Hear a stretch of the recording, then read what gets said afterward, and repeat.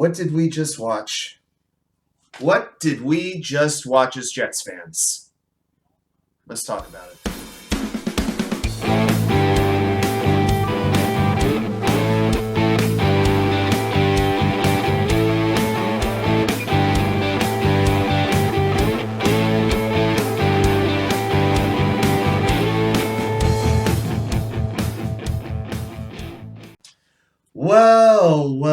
Well, welcome back to New York Sports WickerMedia. I'm Watsu-K99. Thank you for taking the time to watch this video. Let's get right to it. I just got back from AJ Gators in Norfolk after hanging with a pretty large contingent of the Virginia Jets fans. Watch this just disgrace of a loss as the Jets get thumped by the Cincinnati Bengals 27-12. At halftime I hosted trivia, and the topic of the trivia was the 2021 Jets. Well, you know what? Today, the 2022 Jets kind of played a tribute game to the 2021 Jets. They couldn't block. The quarterback play was off. They couldn't cover. They couldn't tackle. Questionable play calling. On and on it went. It was a complete disappointment by this entire team except for the kicking game. That's about it. That's the only unit on this entire team that gets a pass from me. Man kicked well. Zerline made all 4 of his field goals. I can't give anybody else a pass. And what really, if I had to summarize this game, it showed me just how deceiving stat lines can be. I'm going to read you some team stats from this game, from the Jets versus Bengals game. Okay? First downs. The Bengals had 20 first down. The Jets had 19 first downs. Passing yards. The Bengals had 261. The Jets had 252. Rushing yards. The Bengals ran for just 69 yards. The Jets for 76. Penalties. The Bengals had 5 penalties. The Jets only had 4. I know that's shocking to believe because the Jets' penalties were far more consequential than the Bengals' ones were. Time of possession wasn't too far off. Bengals had the ball for 32-24, the Jets for 27-36. Third down conversions. The Bengals converted 7 of 14, the Jets converted 7 of 18. But the bottom line is this. Even from the first quarter on, you just never really felt the Jets had a legitimate chance to win this game. They hung around. The points showed that they were still hanging around, and it was going to take a miracle finish for it to work out. But they just felt completely outclassed by a better team who knew how to win these types of games. Even if they hadn't won one yet this year, it seems as though that Cincinnati was able to dial back last year, and they were able to make the plays they needed to make when they needed to make. I would really say the only thing that was more disappointing than the Jets' performance today was probably CBS's coverage. Did somebody kick a plug out? I'm just wondering what happened. Now, if you remember on my preview video, one of the things that I talked about was getting a lead was going to be very important in this game. Think about it. The Bengals had not led for a single second in their first 2 games this year. The Jets led for a total of 22 seconds, and that was in the last game against Cleveland, which they won. So I really felt whoever got ahead early was going to be in great shape to own the game, really, with their pass rush. Well, one of these teams has a pass rush. One of them does. I mean, it didn't matter. I wanted to see the Jets maybe blitz early. Even when they blitz, it didn't mean one thing. It didn't matter. Yeah, the Jets got 3 sacks, but way too many times Burrow had all day to throw. I mean, at one point, Joe Burrow was 4 for 4 on third downs. I believe it was for 109 yards and 2 touchdowns. So never mind what I said about the third down conversion statistics sound similar, but when the Bengals converted their third downs, did they ever convert them. I mean, they were just back-breaking, heart-breaking plays. And so many mistakes that the Jets made in this game, whether it was John Franklin Myers with that ridiculous unnecessary roughness penalty on Joe Burrow, which extended the drive for the Bengals that they scored a touchdown on, Jordan Whitehead not realizing it might be a good idea to actually wrap up a wide receiver when he has the football rather than give him a little shoulder bump like this. Oh my gosh. And as bad as George Fant was in this game, and he was horrible in this game, Connor McDermott made George Fant look like Walter Jones in his prime, or Orlando Pace, or Bruce Matthews. Connor McDermott may be the worst offensive lineman I have ever seen on the Jets. I would go that far. He is on the same level for a starting offensive lineman because he started here before. He is as bad to me as Wayne Hunter, as Vlad Dukas. You name the guy. He is that bad. Connor McDermott, he's like allergic to actually blocking a defender.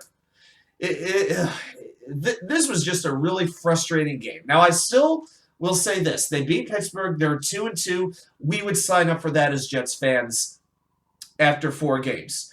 That Miami game, which I thought looked to be pretty winnable, all of a sudden looks incredibly daunting. It really does.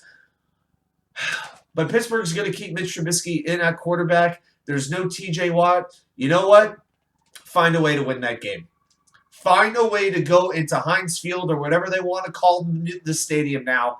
Win that game and be 2-2. And we as Jets fans, that's going to be a huge, huge weight off our shoulders. Because if they go to 1-3, I don't know if they're going to come back. Because then the gauntlet comes with Green Bay, Denver, Buffalo, and New England. To me, they have got to be 3-2. They have got to win these next 2 games if they're going to have any type of a season that resembles relevancy. All right, I had to get that rant off. Now we'll do what the segment is. We're going to do the 3 plays that you might not recall that affected the outcome of this game. So these are all actually going to be Jets offensive plays. We're going to start on the very first Jets drive, 5:11 left in the first quarter, and it's a 3rd and 9. And Joe Flacco throws – by the way, what was it with these short passes behind the line of scrimmage? I thought I was watching Adam Gase and Dow Loggins control the offense again. It's 3rd and 9, and they basically throw behind the line of scrimmage to Breece Hall, incomplete. So this was a 3rd and 9 at the Cincinnati 32. Greg Zuerlein makes the field goal, and it's 7-3. But the Jets did not match Cincinnati's first touchdown of the game. Now we go towards the end of the first quarter. There was 1:58 left on the clock. Now it's a 3rd and 5 from the Cincinnati 22. By the way, did you know that the Jets never got inside the Cincinnati red zone today? Did you notice that? Because I did. They couldn't even get in the red zone today. 3rd and 5 from the 22, and Flacco throws a jump ball to Elijah Moore. I really have this idea that the Jets never see Elijah Moore when he's open or when he's single covered. The only time Elijah Moore gets a pass thrown in his direction is when he's double covered. Is there something in the contract that they can only throw to Elijah Moore when he's double covered or triple covered? Look, is that their philosophy on offense? Because that's the only time they try to do it. So again, this was the 2nd straight drive where the Jets had an opportunity to score a touchdown and they couldn't do it. In this case, they made the game 7-6. An opportunity lost to take the lead. The other play that this one really bothered me. Now we're going to go into the second quarter, 6:43 left. It's a 3rd and 12. The Jets have the ball on their own 36. They're down 17-6. This play call may have infuriated me more than any other one in this entire game. They sent out Braxton Berrios deep and across the field. Flacco throws in his direction in a triple coverage, and Logan Wilson, the Cincinnati linebacker, picks the ball off. He's taking the ball down the sideline, and George Fant does the only good thing he did all day. He knocks the ball loose, forces a fumble, and Cincinnati recovers it anyway. How many times this season already have the Jets forced a fumble and not recovered it? If they make these plays against Baltimore and against Cincinnati, who knows? They miss out on these opportunities so much, shooting themselves in the foot, and it just did not. And Cincinnati wound up getting a field goal on that drive. At that point, the game was 20-6. And even though the Jets did come back and make it 20-9, they never got within single digits again in this game. And really, the only other play to me that was really worthy of mentioning, but I thought it was a memorable enough play to where I didn't put it on this list, was the first drive of the second half when the Jets had 3rd and 4 on their own 31, and Trey Hendrickson basically undressed George Fant, leaving him naked out on the field, sacks him, and B.J. Hill recovers the fumble on the 24, and that led to the Jamar Chase touchdown where he was wide open in the end zone. Apparently, Jeff Ulbrich did not decide that it would be a good idea to draw up a coverage design where Jamar Chase was actually covered. That apparently did not seem to be a wise idea in his mind. Just a brutal day to be a Jets fan. You know, on a day when Nick Mangold was inducted into the Ring of Honor, when the crowd came in with energy, just like in the first game, the crowd so badly wants to embrace this team, to embrace these players, to embrace this coaching staff. And every week they make it harder and harder to do it. And I'm not overlooking the fact that they did win week 2. Because let's be honest, they were outplayed for the vast majority of that game.